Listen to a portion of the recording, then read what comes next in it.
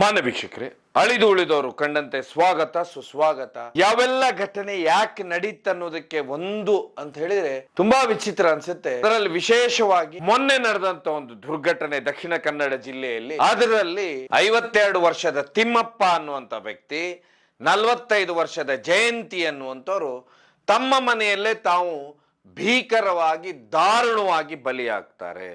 ತುಂಬಾ ವಿಚಿತ್ರ ಅಂತ ಹೇಳಿದ್ರಿ ಇಲ್ಲಿ.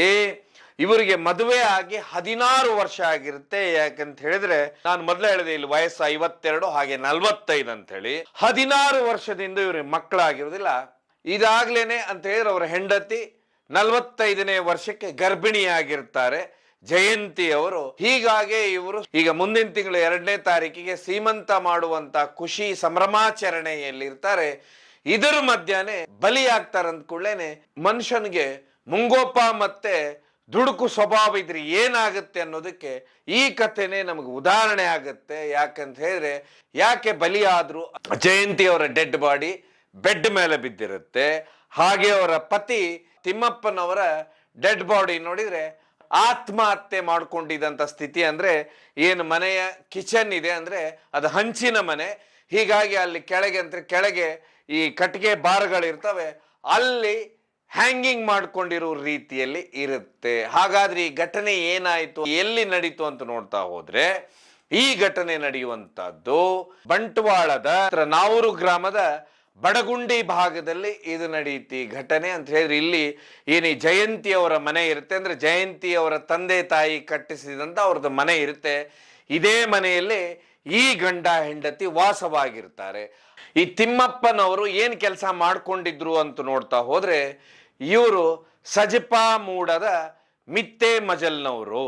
ಈ ಸಜಿಪಾ ಮೂಡ ಅಂತ ಹೇಳಿದ್ರೆ ಇದು ಪನೋಲಿ ಬೈಲ್ ಹತ್ರ ಬರುತ್ತೆ. ಪನೋಲಿ ಬೈಲ್ ಅಂದ ಕೂಡಲೇನೆ ಇಲ್ಲಿ ರಾಜ್ಯದ ಮೊದಲ ದೈವಸ್ಥಾನ ಅಂದ್ರೆ ಮುಜರಾಯಿ ಇಲಾಖೆಗೆ ಸೇರಿದಂತ ದೈವಸ್ಥಾನ ಇದೆ. ಯಾಕಂದ್ರೆ ಕೆಲವರಿಗೆ ಕನ್ಫ್ಯೂಸ್ ಆಗ್ಬೋದು, ದೇವಸ್ಥಾನಗಳೇನಿದೆ ರಾಜ್ಯದಲ್ಲಿ ಇವೆಲ್ಲ ಮುಜರಾಯಿ ಇಲಾಖೆಗೆ ಸೇರಿದ್ದೇ ಇರುತ್ತೆ, ಆದ್ರೆ ದೈವಸ್ಥಾನಗಳು ಮುಜರಾಯಿ ಇಲಾಖೆಗೆ ಸೇರಿಲ್ಲ. ಆದ್ರೆ ಪನೋಲಿ ಬೈಲಿನಲ್ಲಿ ಇರುವಂತ ದೈವಸ್ಥಾನ ಏನಿದೆ ಇದು ಮೊದಲ ದೈವಸ್ಥಾನ ಆಗುತ್ತೆ, ಮುಜರಾಯಿ ಇಲಾಖೆಗೆ ಸೇರಿದಂಥದ್ದು. ಪನೋಲಿ ಬೈಲಿನ ಹತ್ರ ಇರುವಂತದ್ದೇ ಈ ಸಜಿಪಾ ಮೂಡ. ಅದರಲ್ಲಿ ತಿಮ್ಮಪ್ಪನವ್ರು ಏನು ಕೆಲಸ ಮಾಡ್ತಾ ಇದ್ರು ಅಂತ ನೋಡ್ತಾ ಹೋದ್ರೆ ಅವರು ಮೊದಲು ಟೈಲರ್ ಆಗಿರ್ತಾರೆ. ಅದಾದ ಮೇಲೆ ಟೈಲರಿಂಗ್ ವೃತ್ತಿ ಅಂತ ಹೇಳಿದ್ರೆ ಅವ್ರಿಗೆ ಕೈ ಹಿಡಿಯುವುದಿಲ್ಲ. ನಂತರ ಅವರು ದಿನಸಿ ಅಂಗಡಿಲಿ ಕೆಲ್ಸಕ್ಕೆ ಹೋಗ್ತಾ ಇರ್ತಾರೆ. ಏನು ಇವ್ರಿಗೆ ಮದುವೆ ಆಗಿ 16 ವರ್ಷ ಆಗಿರುತ್ತೆ. ಈ 16 ವರ್ಷದಲ್ಲಿ ತಮ್ಮ ಮಕ್ಕಳಾಗ್ಲಿಲ್ಲ ಅಂತೇಳಿ ಹರಕೆ ಹೊತ್ಕೊಂಡಿರೋದು, ದೇವ್ರ ಹತ್ರ ಬೇಡ್ಕೊಂಡಿರೋದು, ಅಲ್ಲಿ ಇಲ್ಲಿ ಗಂಡ ಹೆಂಡತಿ ಸುಮಾರು ದೇವ್ರನ್ನೆಲ್ಲ ಬೇಡ್ಕೊಂಡಿರ್ತಾರೆ. ಗರ್ಭಿಣಿಯಾಗಿರ್ತಾರೆ. ಸೀಮಂತ ಕಾರ್ಯಕ್ರಮವನ್ನ ಅದ್ದೂರಿಯಾಗಿ ಮಾಡ್ಬೇಕು. ಯಾಕಂತ ಹೇಳಿದ್ರೆ ಸೀಮಂತ ಕಾರ್ಯಗಳನ್ನು ಇವ್ರು ನೋಡಿರ್ತಾರೆ. ತಮಗ್ ಮಕ್ಕಳಾಗ್ಲಿಲ್ಲ ಅನ್ನುವಂತ ಕೊರಗಿರುತ್ತೆ. ಸೀಮಂತ ಕಾರ್ಯಕ್ರಮ ಅನ್ನೋದು ಬಂತು ಅನ್ನೋದು ಕೂಡಲೇ ತುಂಬಾ ಸಂಭ್ರಮದಲ್ಲಿರ್ತಾರೆ. ಹೀಗಾಗಿ ಇವರ ಹೆಂಡತಿ ಜಯಂತಿ ಅವರೇನಿರ್ತಾರೆ ಸ್ವಸಹಾಯ ಸಂಘದಿಂದ 50,000 ರೂಪಾಯಿ ತಗೊಂಡು ಬಂದಿರ್ತಾರೆ. ಯಾಕಂದ್ರೆ ಮುಂದಿನ ತಿಂಗಳು ಸೀಮಂತ ಕಾರ್ಯಕ್ರಮ ಇರುತ್ತೆ, ಅದಕ್ಕೋಸ್ಕರ ಸೀರೆ ಎಲ್ಲ ವಸ್ತುಗಳನ್ನು ತಗೊಂಡು ಮನೆಯಲ್ಲಿ ತಂದಿಡ್ತಾರೆ. ಇದಾದ ಮೇಲೆ ಏನು ನಡೆಯುತ್ತೆ ಘಟನೆ ಅಂತ ಹೇಳಿ, ಯಾಕಂತ ಹೇಳಿದ್ರೆ ಆವತ್ತಿನ ಸಂಜೆಯಲ್ಲಿ ಆ ಅಕ್ಕಪಕ್ಕ ಇರುವಂತವ್ರು ಎಲ್ಲರೂ ನೋಡಿರ್ತಾರೆ ಇವರನ್ನ. ಯಾಕಂದ್ರೆ ವಿಶೇಷವಾಗಿ ಈ ಹೆಣ್ಮಗಳು 16 ವರ್ಷದ ನಂತರ ಗರ್ಭಿಣಿಯಾಗಿರುವುದರಿಂದ ಹೆಣ್ಮಕ್ಳು, ಅಕ್ಕಪಕ್ಕದ ಹೆಣ್ಮಕ್ಳು ಯೋಗಕ್ಷೇಮ ವಿಚಾರಣೆ ಮಾಡ್ತಿರ್ತಾರೆ.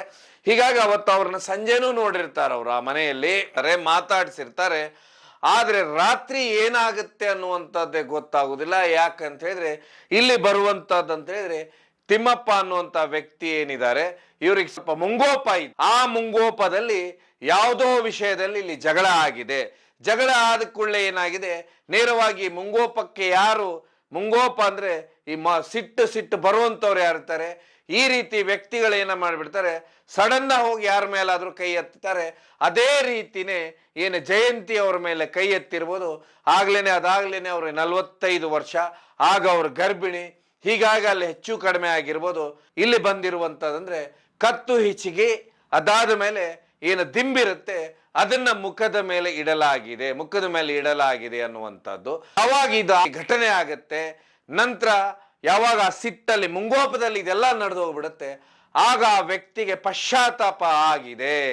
ಸಡನ್ ಪಶ್ಚಾತ್ತಾಪ ಯಾವಾಗತ್ತೆ ಅಂದ್ರೆ, ಅಯ್ಯೋ ನನ್ನ ಹೆಂಡತಿ ಬಸರಿ, ಇಂಥ ಬಸರಿ ಹೆಣ್ಮಗಳನ್ನೇ ನಾನು ಕೊಂದು ಬಿಟ್ಟಲ್ಲ, ಹತ್ಯೆ ಮಾಡಿಬಿಟ್ಟಲ್ಲ ಅನ್ನುವಂಥ ಪಶ್ಚಾತ್ತಾಪ ಆಗಿರ್ಬೋದು.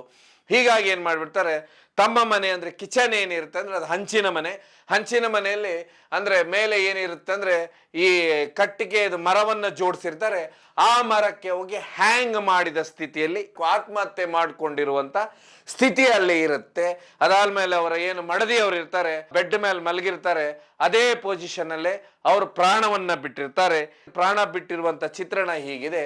ಹೀಗಾಗಿ ಇಲ್ಲಿ ಏನಾಗಿದೆ ಅಂದ್ರೆ, ಗಂಡನೇ ಮೊದಲು ಮುಂಗೋಪದಲ್ಲಿ ಹೆಂಡತಿಗೆ ಹೊಡೆದ, ನಂತರ ಪಶ್ಚಾತ್ತಾಪದಲ್ಲಿ ತಾವು ಹೋಗಿ ಹ್ಯಾಂಗ್ ಮಾಡಿಕೊಂಡ್ರು, ಆತ್ಮಹತ್ಯೆ ಮಾಡಿಕೊಂಡ್ರು ಅನ್ನುವಂಥದ್ದೇನಿಗೆ ಬಂದಿದೆ. ಆದ್ರೆ ಇಲ್ಲಿ ಏನಾಗಿದೆ, ಏನಿಲ್ಲ, ಯಾಕೆ ಇಷ್ಟೊಂದು ಚಿಕ್ಕ ವಿಷಯಕ್ಕೆ ಈ ಘಟನೆ ನಡೀತಾ ಅನ್ನುವಂಥದ್ದು ಇಲ್ಲಿ ದೊಡ್ಡ ಪ್ರಶ್ನಾರ್ಥಕ ಚಿಹ್ನೆ ಇರುವಂತದ್ದು. ಹೀಗಾಗಿ ಪೊಲೀಸರ ತನಿಖೆಯಿಂದಷ್ಟೇ ಗೊತ್ತಾಗಬೇಕು ಈ ಘಟನೆ ಯಾಕಾಯ್ತು, ಏನಾಯ್ತು ಅಂತ ಹೇಳಿ. ಯಾಕಂದ್ರೆ ಈಗಾಗ್ಲೇನೆ ಇದರಲ್ಲಿ 2 FIR ಕಾಪಿ ಇದೆ. ಕೊಲೆ ಆಗಿದ್ದು ಒಂದಿದೆ, ಇನ್ನೊಂದು ಕಡೆ ಹ್ಯಾಂಗಿಂಗ್ ಏನು ಆತ್ಮಹತ್ಯೆ ಆಗುತ್ತೆ, ಇದಕ್ಕೆ UDR ಆಗಿದೆ. ಸೊ ಒಟ್ಟಾರೆಯಾಗಿ ಪೊಲೀಸರ ತನಿಖೆಯಿಂದಷ್ಟೇ ಗೊತ್ತಾಗಬೇಕು ಈ ಘಟನೆ ಯಾಕೆ ನಡೀತು, ಇಲ್ಲಿ ಏನಾದ್ರೂ ಬೇರೆ ಕಾರಣಗಳಿದಾವ, ಅಥವಾ ಇನ್ನೇನಾದ್ರೂ ಸಮಸ್ಯೆಗಳಿದಾವ, ಅಥವಾ ಕೇವಲ ಮುಂಗೋಪ ಒಂದೇ ಕಾರಣವಾಯ್ತಾ ಅನ್ನುವಂಥದ್ದು ಇನ್ನು ಪೊಲೀಸರ ತನಿಖೆಯಿಂದಷ್ಟೇ ಗೊತ್ತಾಗಬೇಕು. ಆದ್ರೆ ತುಂಬಾ ದುರಾದೃಷ್ಟ, ಯಾರು 16 ವರ್ಷದ ನಂತರ ಸಂತಾನ ಭಾಗ್ಯದ ಸಂತಸದಲ್ಲಿದ್ದಾಗ ಈ ರೀತಿ ಕಾರ್ಮೋಡ ಮೂಡಿದ್ದು ಇದು ತುಂಬಾ ದುರಾದೃಷ್ಟ ಅನ್ಸುತ್ತೆ. ಸೊ ಒಟ್ಟಾರೆಯಾಗಿ ಇನ್ನು ಪೊಲೀಸರ ತನಿಖೆಯಿಂದ ಯಾಕಾಯ್ತು, ಏನಾಯ್ತು ಅಂತ ಹೇಳಿ ನಿಖರವಾಗಿ ಗೊತ್ತಾಗಬೇಕಂತ ಹೇಳ್ತಾ, ಯಾವತ್ತು ಏನೇ ಇರಲಿ ಮನುಷ್ಯ ಯಾವತ್ತಾದ್ರೂ ಕೋಪಕ್ಕೆ ತುತ್ತಾದ್ರೆ ಏನೆಲ್ಲ ಆಗುತ್ತೆ ಅನ್ನುವಂಥದ್ದು ಇವರ ಕತೆ ಹೇಳುತ್ತಂತ ಹೇಳ್ತಾ ಈ ಕಾರ್ಯಕ್ರಮವನ್ನು ಮುಗಿಸ್ತೇನೆ. ಕಾರ್ಯಕ್ರಮ ನೋಡಿದ್ದಕ್ಕೆ ಧನ್ಯವಾದ. ಇದು ಜನಜಾಗೃತಿ.